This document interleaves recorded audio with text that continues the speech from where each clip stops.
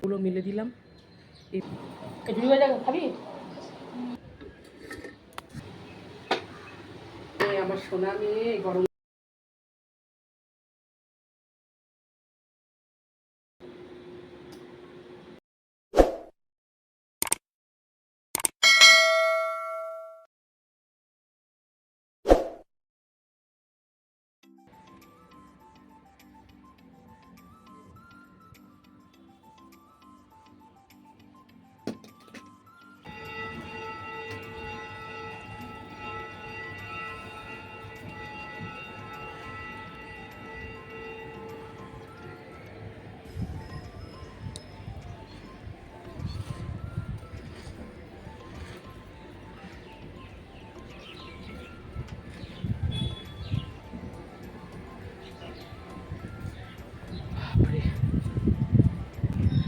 তো সকালবেলা চলে আসলাম ছাদে আর কাপড়গুলো মেলে দিয়েছি। কর্তামশাইয়ের কাপড়গুলো ধোয়া কাচা করলাম, রান্নাবাড়ি হয়ে গেছে, কর্তামশাইও খাওয়া দাওয়া করে স্কুলে চলে গেছে। তো গুড মর্নিং তোমাদের সবাইকে, আর আশা করছি সকলে ভালো আছো, আমিও ভালো আছি। তো চলো ওই পাশে কাপড়গুলো মেলে দিলাম, এই পাশে আসলাম, বৃষ্টি পড়েছে, ছাদগুলো একদম কালো হয়ে গেছে। আর কর্তামশাই সকালবেলায় আজকে ছাদগুলো ঝাড়টার দিয়েছে, আর গাছের পাতাগুলো এত পড়ে নোংরা হয়ে যায়।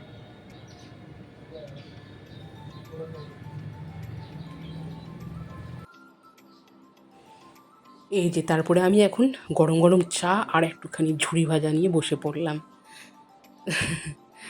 তো সকালবেলা তো একটু খাওয়া হয়, তোমরা জানোই, একটু সকালবেলা আমি চা খাই। তারপরে আবার এই যে 10টা 10:30টার দিকে চা খাওয়ার একটা নেশা হয়ে যায়। তো এই সময়টা না আমি আরও একটু তৃপ্তি করে একটু ফ্রেশ মাইন্ডে খাই। তো সকালবেলা উঠেই তো তাড়াহুড়া করে রান্নাবাড়ি করি, তো তার ফাঁকে ফাঁকে 1 কাপ চা খাওয়া হয়ে যায়। তো এই টাইমটা একটু কী বলি, মনের সুখের মতো চা খাই। তো ঝুড়ি ভাজা নিয়ে বসছি, এখন ঝুড়ি ভাজা দেখে পাশে মেয়ে আছে, ও তো সবসময় থাকেই ওদিকে সোফার ওখানে বসে থাকে, ক্যামেরার সামনে আসতে চায় না। তো ওও বললো আমাকে একটু দাও। চা ঝুড়ি ভাজা খেয়ে নিলাম। আর এই যে কৌটোগুলো এখানে আছে, পড়ে আছে, তো এগুলো না নোংরা হয়ে যায়। তো যেখানে বড়টাতে ছিল চিনি ছিল, তো চিনি শেষ হয়ে গেলে তারপরে আমি আবার কি করলাম, ওই কৌটোগুলোকে পরিষ্কার করে দিই। মানে যেটাতে, যে কোনো কৌটোতে ডাল থাকুক, যেই জিনিস থাকুক, একটা জিনিস শেষ হয়ে গেলে ওটা আবার পরিষ্কার করে আবার নতুন করে কিনে ভরিয়ে রাখি। ভালো লাগে না, কেমন একটু নোংরা নোংরা হয়ে যায়। তো বেশ, এখানে একটু সামনে একটু রৌদ্র আছে, তো রেখে দিলাম। আর তারপরে দেখো এই যে এখানে উনুনটাও পরিষ্কার করে নিচ্ছি। সবই তো কমপ্লিট হয়ে গেল এখন। তো ওভেনটাও এত নোংরা হয়ে থাকে, ওই তেলের, বিশেষ করে কী বলো তো, ওই তেলগুলো ছিটে আসে, দেখতেও ভালো লাগে না। তা আমরা গৃহবধূ যেই হই আমরা, রান্নাঘরটা হলো আমাদের একটা মন্দিরের মতো। মন্দিরই বলতে গেলে সবসময় পরিষ্কার পরিপাটি না রাখলেও কিন্তু ভালো লাগে না। সো গাইস, স্নান সেরে উঠলাম, আর আমার ছোটো মেয়ে কত কাজ করছে, এই দেখো ভাত গরম করে দিচ্ছে, সকালে রান্না তো। তো মেয়েকে আমি বললাম আমি স্নান করতে যাচ্ছি, ততক্ষণ তুই ভাত আর একটু সবজিগুলো গরম করে নে। তা আমার ছোট্ট মেয়ে, আমার সোনা মেয়ে গরম করে দিচ্ছে। এখন মা আর মেয়ে দুজনে মিলে একসাথে ভাত খাবো টিভি দেখতে দেখতে। চল, তরকারি গরম হয়ে গেছে, এবারে আমরা লাঞ্চ করে নিই গরম গরম। আর তোমাদেরকে তো বলিনি আজকে কী কী রান্না করেছিলাম। আজকে সাদা মাটা কাঁকরোল ভাজা করেছিলাম, ডাল মানে মসুর ডাল, আর করেছি আলু পটলের একটু মাখা মাখা তরকারি করেছি, পেঁয়াজ দিয়ে করেছি, পেঁয়াজ টমেটো আদা জিরা বাটা দিয়ে। তো মেয়েকে দিয়েছিলাম, মেয়ে তো কলেজে গেল, বড় মেয়ে, তো খেয়েছে, বলছে মা একটু ঝাল হয়ে গেছে। আর আমি একটু ইচ্ছাকৃতভাবে একটু ঝাল ঝাল দিয়েছিলাম তরকারিতে।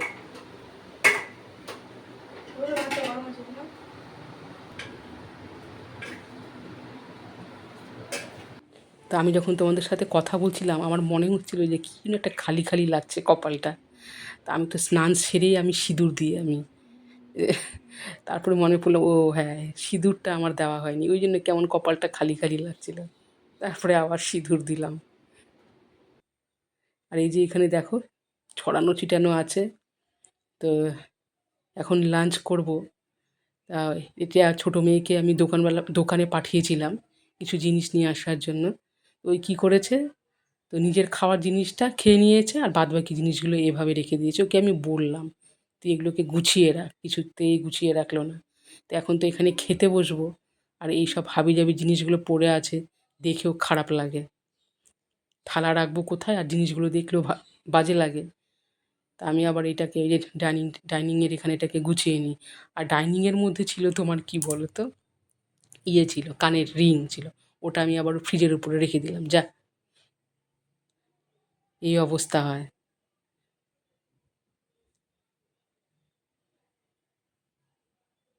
এই চাবি এগুলো কিন্তু আমি রাখি না, এগুলো ওদের কাজ। ভালো লাগে না দেখতে। আর জিনিসগুলো এইভাবে ডাইনিংয়ে গুছানো থাকলে কত ভালো লাগে, আমি করি।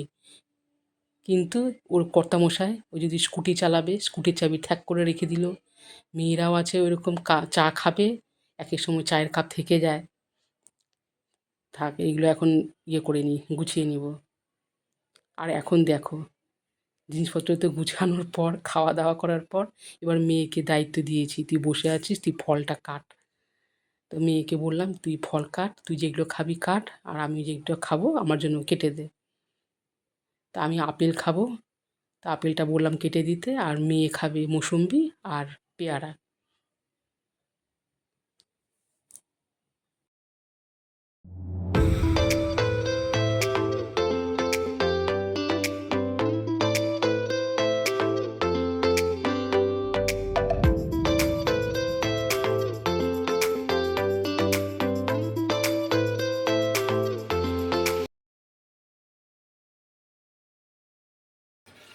খাওয়া দাওয়া করার পরে আর ক্যামেরা নিয়ে বসিয়ে নিই, অনেক কিছু কাজ থাকে আমাদেরও, তাই না?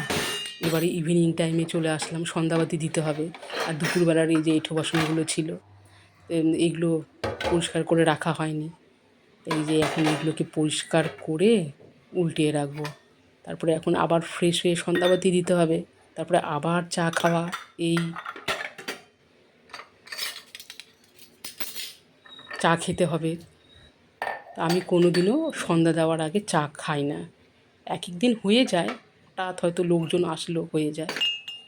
কিন্তু আমি আবার সন্ধ্যার সময়, এটা সবাই করে, ঘর ঝাড় দেওয়া, ফ্রেশ হয়ে সন্ধ্যাবাতি দেওয়া।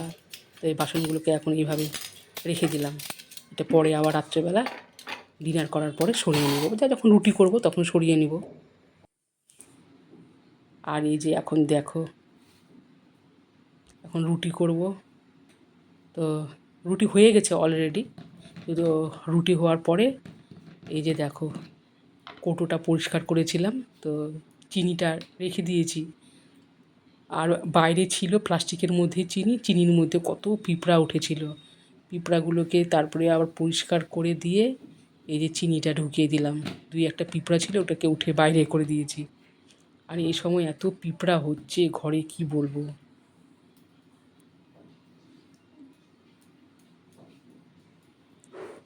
তো এখানেও একটু পরিষ্কার করে দিই। ওই ন্যাকড়াটা সবসময় চলতেই থাকে রান্নাঘরে। তারপরে দেখো বন্ধুরা, এখন তরকারি গরম করছি। এই যে আলু পটল বলেছিলাম, সকালবেলা আলু পটল করেছিলাম, একটু পেঁয়াজ দিয়ে মাখা মাখা। আর রুটি তো হয়ে গেছে, তো রুটি আর এই যে আলু পটল দিয়ে খাওয়া হবে।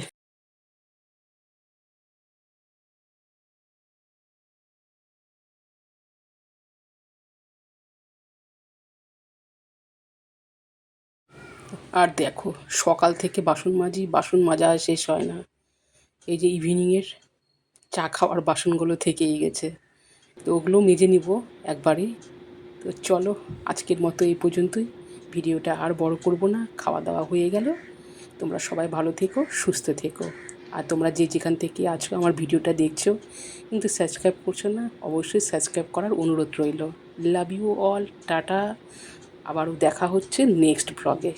টাটা গাইস, সবাই ভালো থেকো, সুস্থ থেকো।